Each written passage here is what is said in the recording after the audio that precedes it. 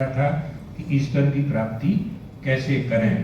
तो समाप्ति में हम आपको ये बताते हैं कि अप्राप्त की प्राप्ति करना पड़ती है, प्राप्त की प्राप्ति नहीं होती।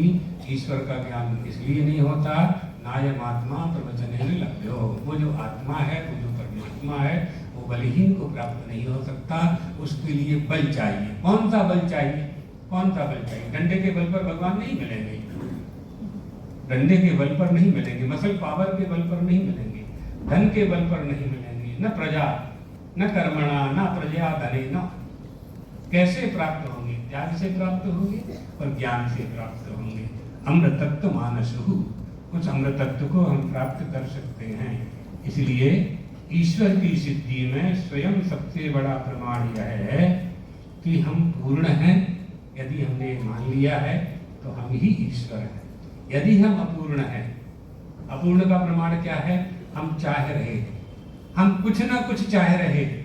जब तक हम कुछ चाह रहे हैं तब तक हम अधूरे हैं, એટલે अपूर्ण છે। जब तक हम अपूर्ण हैं तब तक पूर्ण नहीं है। जब तक हम अपूर्ण है तब तक हम संसारी हैं, हम में जीवत्व है। तब तक हम कुर्वन्ने में कर्माणि करते रहो, करते रहो। 100 साल तक, 200 साल तक, 400 साल तक, पुनरपि जननम पुनरपि मरणम पुनरपि जननी, ये आना जाना हमारा बना रहेगा। जब ईश्वरत्व का बोध हो जाएगा तो आवागमन से भी हम मुक्त हो जाएंगे। तो जल का जो बिंदु है, जल का बिंदु अपूर्ण है और समुद्र पूर्ण है। ऊपर से सिंधु की एक बिंदु पर्वत पर पड़ी, ढुढ़कते हुए नाले में आई, नाले से नदी में गई, नदी से समुद्र में गई। जहाँ से आई थी उसी को हमने प्राप्त कर लिया। हंसा पायो मान सरोवर, ताल तलैया क्यों डोले, मन मस्त हुआ तो क्या बोले। जब ये मस्ती आ जाए, ईश्वर की प्राप्ति हो जाए तो फिर क्या बोलना। एक महात्मा जी थे, उनका शरीर शांत हो गया। एक मस्त राम नाम के बाबा थे। मस्त राम जी उस मुर्दे के पास आए। 4 लोग लेकर के चले जा रहे थे शमशान, मृत व्यक्ति को। महात्मा थे, वो भी मृत जो हुए थे। मस्त राम नाम के महात्मा ने आकर के मुर्दे के कान में कहा, मस्त राम कहते मुर्दे से, हमको कुछ बतलाएगा। तो मुर्दा बोला, मुर्दा बोला। अब आपके मन में ये नहीं आए कि मुर्दा बोलेगा क्या, लेकिन हम बुलवा रहे हैं तो समझ लो मुर्दा बोला। मुर्दा बोला, मस्त राम कहते मुर्दे से, हमको कुछ बतलाएगा, माने जीवन जीने की पद्धति बताएगा।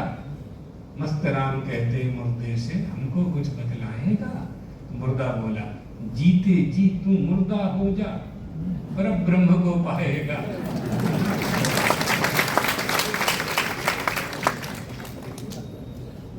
इससे सरल व्याख्यान कोई आचार्य नहीं करेगा। हमारी परंपरा में बहुत कठिन बोलते हैं, हमने ये सिस्टम अपनाया है।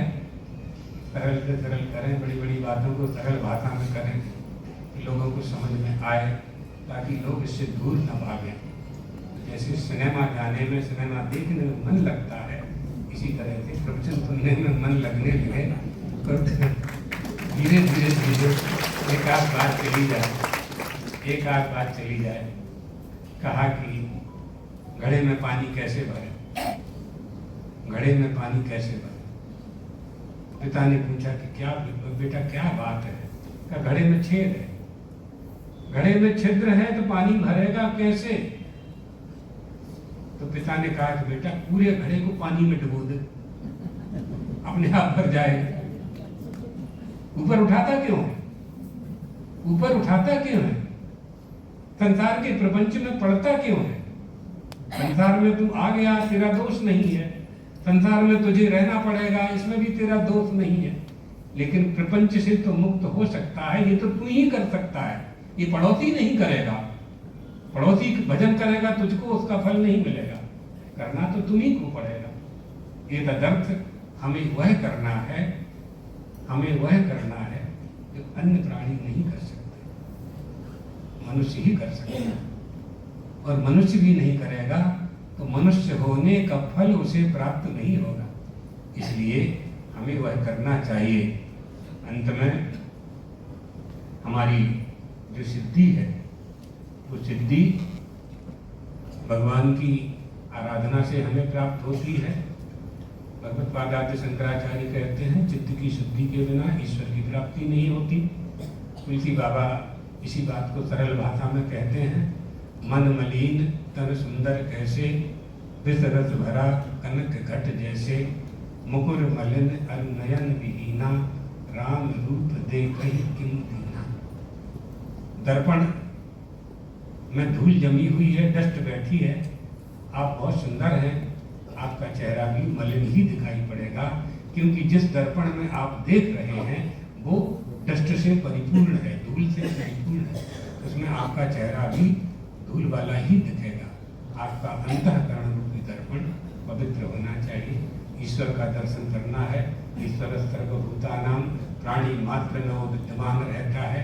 इसी व्याज से हम प्राणी मात्र में परमात्मा की व्यापकता को सिद्ध करते हैं। हमें चलाने वाला कोई है, हमारी देह को चलाने वाला कोई है, तो पूरे अहमदाबाद को भी चलाने वाला कोई है। अनेकता में एकता ऐसे ही सिद्ध कर सकते हैं। अस्यानर्थ हेतु ग्रहणाय आत्मैकत्व विद्या प्रतिपत्तये सर्वे वेदांतः आरभ्यन्ते।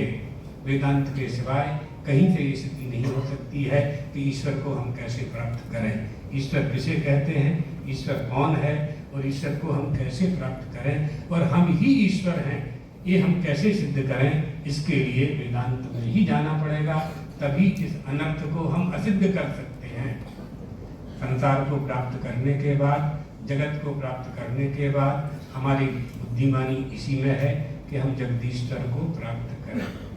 जगत दृश्य है, जगत दिखाई पड़ रहा है। जगत को देखने के लिए, शिवानंद आश्रम को देखने के लिए हमें भागवत नहीं खोलनी है तो शिवानंद आश्रम है कि नहीं, आंखों में दिख रहा है। हम शिवानंद आश्रम में बैठे, उस कैंपस में बैठे, उसके लिए किसी प्रमाण की हमें आवश्यकता नहीं है। किस वस्तु के लिए प्रमाण चाहिए? हमें कुछ वस्तु के लिए प्रमाण चाहिए जो वस्तु इन नेत्रों से दिखाई नहीं पड़ती। शिवानंद आश्रम में जो शिव है, शिवानंद आश्रम में जो अष्टलक्ष्मी है, अष्टलक्ष्मी का मंदिर भी हमें दिखाई पड़ रहा है, लेकिन उस मंदिर में जो मूर्ति है और उस मूर्ति में जो जगदम्बा का तत्व है वो हम कैसे देखें? शिव का आनंद हम कैसे प्राप्त करें? वो तो इन इंद्रियों से प्राप्त नहीं हो सकता है।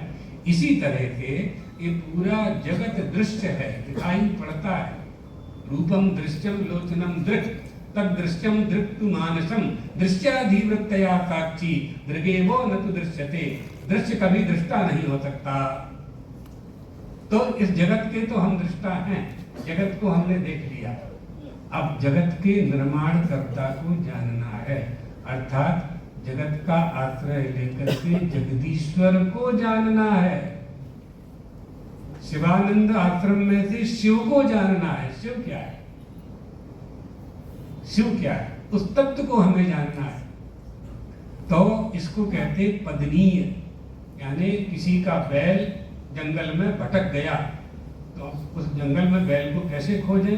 तो बैल जहां जहां से गया है उसके पांव के खुर के निशान धूल में पड़े हैं, और धूल में पड़े हुए निशान के माध्यम से हम जंगल में बैल को खोज सकते हैं, बड़द को खोज सकते हैं। इसी तरह से दृश्यमान जगत का आश्रय लेकर के हम जगदीश्वर को प्राप्त कर सकते हैं। यही जीव ईश्वर की एकता है।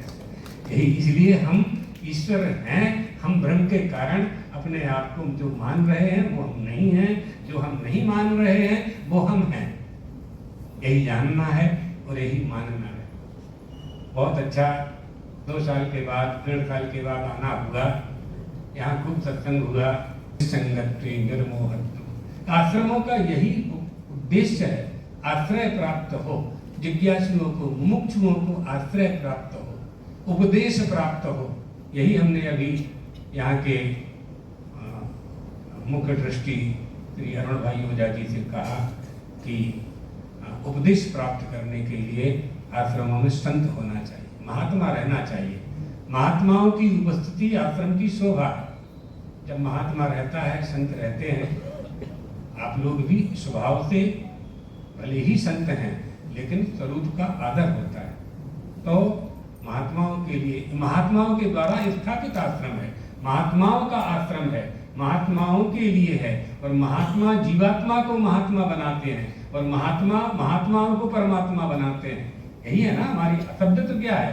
आत्मा ही शब्द है, आत्मा है, उसमें पर लगा दो तो परमात्मा, महा लगा दो तो महात्मा, जीव लगा दो तो जीवात्मा, और एक और है, बोलो तो बताएं, दुष्ट लगा दो तो शब्द।